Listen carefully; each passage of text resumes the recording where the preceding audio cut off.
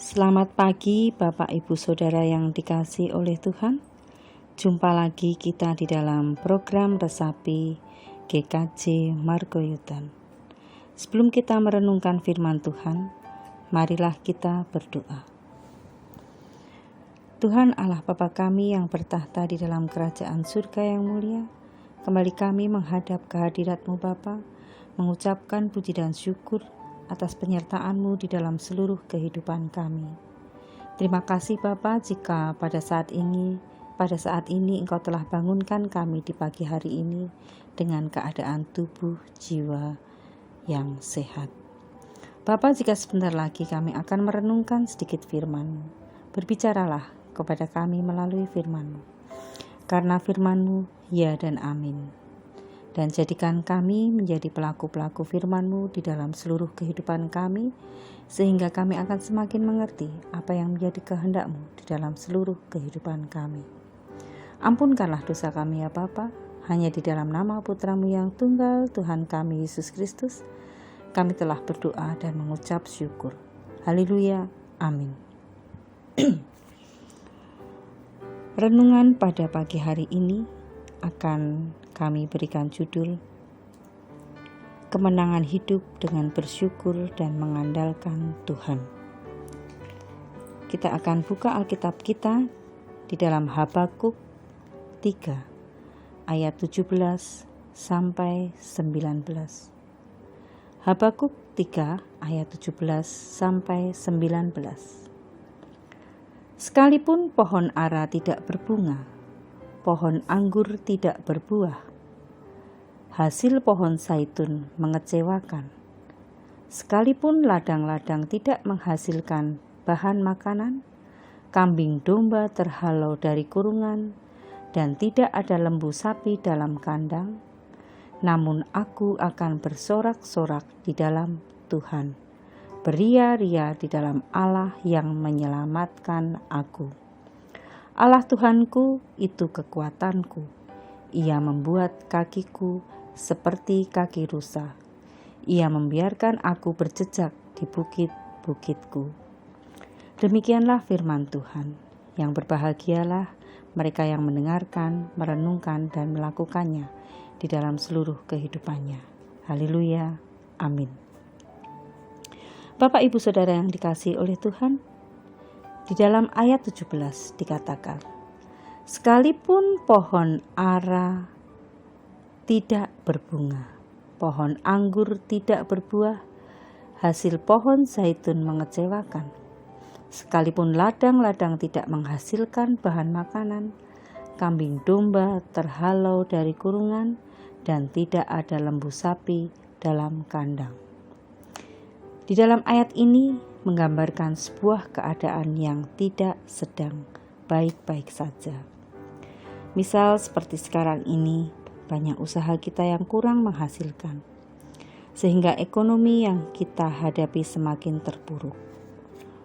Mungkin juga kita sebagai seorang pelajar atau mahasiswa harus mundur dalam ujian skripsinya. Atau kita sedang sakit yang kata dokter tidak bisa disembuhkan, dan juga kondisi-kondisi yang kurang baik menurut kacamata manusia. Lalu, bagaimana caranya kita untuk menghadapi hal-hal tersebut? Ada dua cara dalam kita mengatasi hal-hal tersebut. Yang pertama, Tuhan mengingatkan kita di ayat 18. Namun aku akan bersorak-sorak di dalam Tuhan, beria-ria di dalam Allah yang menyelamatkan aku. Walaupun kita berada pada keadaan yang kurang baik-baik saja, tetapi kita harus selalu mengucap syukur dalam segala hal. Bersukacita di dalam Allah yang menyelamatkan kita. Jadi kita harus selalu mengucap syukur bagaimanapun keadaan kita, karena kita telah diselamatkan dari dosa-dosa kita, dan kita akan memperoleh hidup yang kekal. Dan nomor 2, bagaimana cara kita menghadapi masalah-masalah tersebut? Yaitu di dalam ayat 19 dikatakan, Allah Tuhanku itu kekuatanku.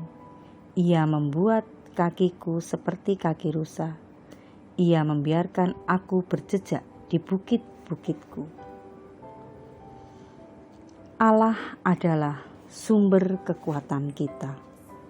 Jangan pernah sekalipun kita di dalam menghadapi permasalahan hidup kita mengandalkan kekuatan kita sendiri.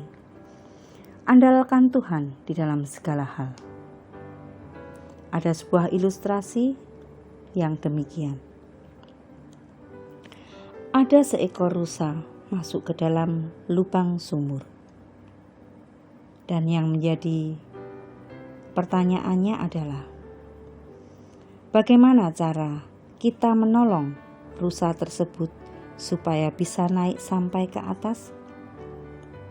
Jawabannya adalah, yaitu dengan cara kita melempari tanah atau bebatuan dari atas lubang sumur tersebut, supaya mengenai rusa itu, karena jika rusa mendapat rangsangan, dia akan memakai kakinya untuk melompat-lompat dan berpijak pada dinding sumur tersebut, sehingga lama-kelamaan dia akan bisa sampai ke atas dan bisa terselamatkan.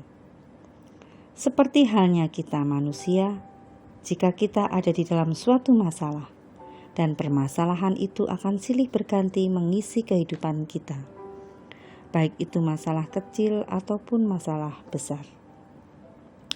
Karena tujuan dari setiap permasalahan kita adalah memperkuat iman kita, sehingga kita akan semakin sempurna seperti Tuhan, sampai kedatangan Tuhan Yesus yang kedua kali di dunia ini, sehingga kita beroleh mahkota kehidupan, yaitu hidup kekal di dalam Tuhan dan akan hidup di surga bersama Tuhan Allah Bapa kita. Maka dari itu, selalu andalkan Tuhan dalam segala hal, dalam menghadapi setiap persoalan hidup kita. Tuhan memberkati. Amin. Mari kita berdoa. Allah Bapa Surgawi, kami mengucap syukur Bapa untuk firman-Mu yang begitu indah di dalam seluruh kehidupan kami, di mana kami diajarkan di dalam menghadapi semua permasalahan hidup kita, untuk kita selalu mengucapkan syukur. Dan di dalam menghadapi permasalahan itu, kita selalu mengandalkan Engkau di dalam seluruh kehidupan kami. Bapa, jika sebentar lagi kami akan melakukan aktivitas keseharian kami, kiranya Engkau sendiri yang turut bekerja atas kami. Engkau sendiri yang menyertai setiap langkah kehidupan kami. Bapa, ampunkanlah dosa kami.